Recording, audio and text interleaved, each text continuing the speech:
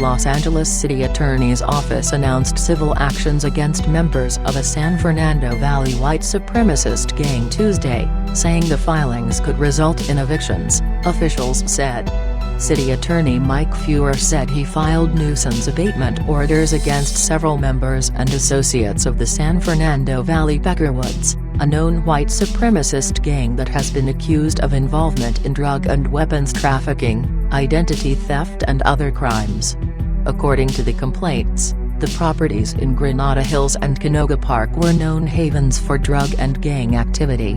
Feuer said Los Angeles police officers have recovered stolen vehicles and credit cards, heroin and methamphetamine on multiple occasions at the Granada Hills home of Johnny Reed, a Peckerwoods member who is also accused of having ties to the Aryan Brotherhood, a white supremacist prison gang.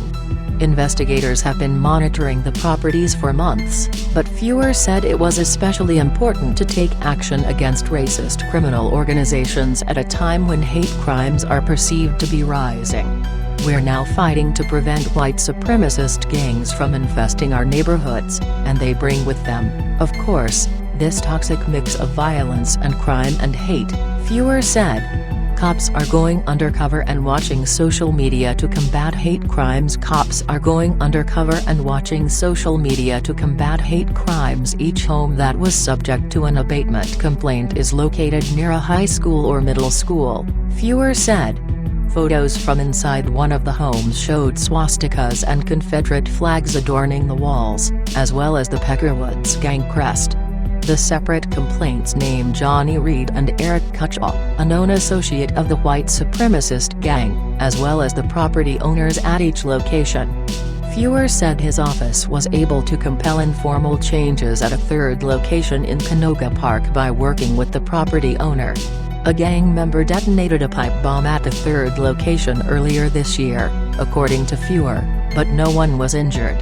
The bombing was the result of an intra-gang feud, and Feuer would not say whether criminal charges were pending in connection with the explosion.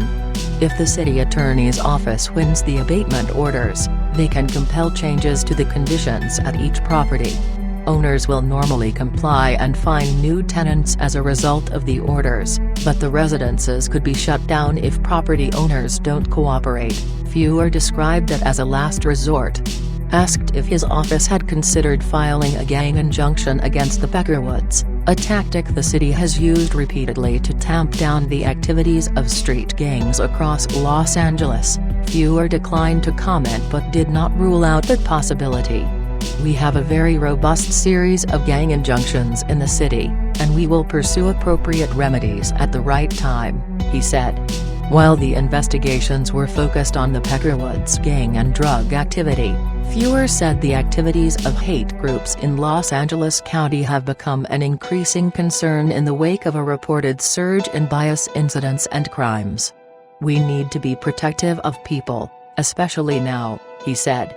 There is no question that we are living in a nation that is experiencing heightened tension,